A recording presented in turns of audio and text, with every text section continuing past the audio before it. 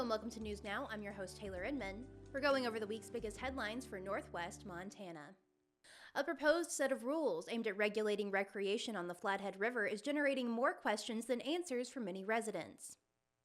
After a 5-year hiatus, the Forest Service last month released new information on the long-awaited Flathead Comprehensive River Management Plan, including a set of actions that aim to manage booming river traffic.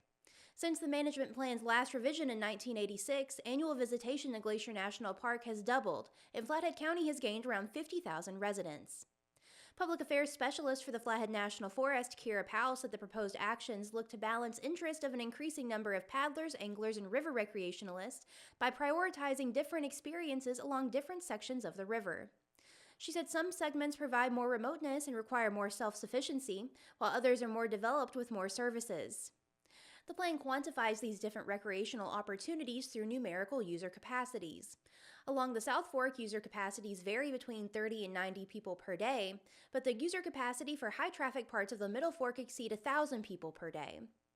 While user capacities are not meant as restrictions or goals, the proposed numbers sparked frustration from many longtime river users who felt capacities failed to capture how river recreation is changing.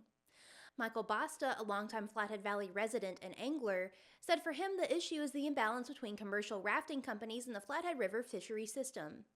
In a written comment submitted through the Forest Service's website, Basta said the uptick in commercial use over recent years has made it more difficult for him to enjoy the river, as large groups of raft often scare fish away. Several other comments echo Basta's desire to limit commercial use of the river, referencing unpleasant run-ins with outfitter companies and busy river access sites. New limits on guide and outfitter service days are included in the list of proposed actions, but the suggested number exceed current use. Under the new proposal, service days would be capped at 86,000 for the whitewater stretch of the Middle Fork between Cascadilla and West Glacier, and 50,000 between West Glacier and the Middle Fork and South Fork confluence. The Forest Service estimated use for the combined stretch has averaged around 71,800 days in recent years. Another key aspect of the proposed plan is a new permit system that would impact people floating the north, south, and middle stems beginning in the summer of 2026. While the permits would be free and unlimited, some residents voiced concerns the change could be a first step to fully permitting the river.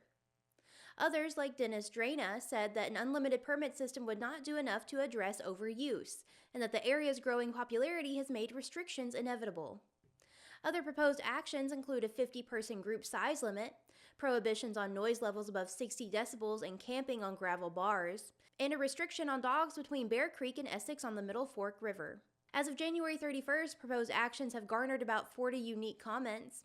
Additional questions and comments can be submitted through February 7th through an online portal. The Forest Service intends to share a full draft of the Flathead River Comprehensive Management Plan for public comment in August. Kalispell officials bashed the state legislature Monday night for proposing 2 bills that would sunset all voter-approved mill levies. If passed, Senate Bills 204 and 205 would eventually nullify the public safety levy approved by voters in March of 2024 that helped bolster the city's emergency services. Every existing levy, even if it was permanent, would expire if the bill passes. City Manager Doug Russell told Kalispell City Council during its February 3rd meeting that he thought this move was, quote, very unfortunate. The bill would not allow any mill levies for more than 10 years, after which it would need to be voted on again. Russell said the legislature was effectively disenfranchising local voters. Regularly going back before voters to reauthorize mill levies would prove a challenge for city staff, he said. The proposed legislation also requires a minimum voter turnout for a levy to pass. Russell said this means if less than 40% of qualified electors vote, no mill levy will ever pass. He said, quote, the state legislature doesn't like what our voters said they want for their emergency services. Mayor Mark Johnson bashed the GOP-controlled legislature for the proposal, saying the R next to their name stood for reprobate rather than Republican. He said, quote, they don't look out for the cities, they don't look out for the state, they don't look out for counties, they only look out for themselves, end quote. Russell told council he will head to Helena on Wednesday to testify against the bill with officials from other cities. And Flathead Valley legislators shepherded a clutch of bills through the Montana House of Representatives this week, including legislation related to work status verification, voting and petitioning, and a resolution celebrating Donald Trump's presidency. 2 bills sponsored by Representative Braxton Mitchell, a Republican from Columbia Falls, affecting how petitioners solicit signatures, passed roughly along party lines. House Bill 179 provides that inactive voters who sign a petition will not automatically be reinstated as active voters. And House Bill 201 requires signature gatherers for petitions to wear a button informing people of where their home state is and if they are being compensated for advocacy work. Mitchell earned pushback for a third item, a resolution congratulating President Donald Trump on winning the presidency on February 3rd. Other sections include language labeling former Vice President Kamala Harris and former Montana Senator Jon Tester as, quote, far-left radicals, supporting Trump's aggressive approach to border control and asserting that Montanans have, quote, rejected the Democratic Party and its policies. The resolution's terminology garnered critique from both sides of the aisle. Fellow lawmakers accused Mitchell of being purposefully inflammatory. An amendment removing much of the resolution's more controversial language received 49 votes, narrowly missing the necessary majority. The resolution is expected to receive a third vote in the House on Wednesday.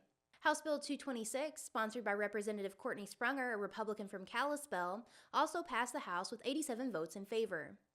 Otherwise known as a legal act, the bill aims to boost the state's ability to investigate and penalize employers using workers in the country illegally.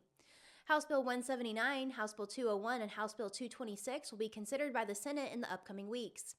Given the bipartisan support in the House, Sprunger said she expects little pushback for the legal act. Thanks for joining us. News Now is a podcast from the Daily Interlake. We're proud to be the largest independent newsroom in Montana and the longest continuously published newspaper in the region. Today's stories were written by Daily Interlake reporters Haley Smalley and Jack Underhill. And if you haven't already, subscribe to our YouTube channel to never miss an episode of the pod. Everybody stay safe and have a great week. Thanks to our sponsor, Lauren's Auto Repair at 1309 US Highway 2 in Kalispell. Most consistently rated 5-star shop serving the Kalispell area. Visit lawrensauto.com.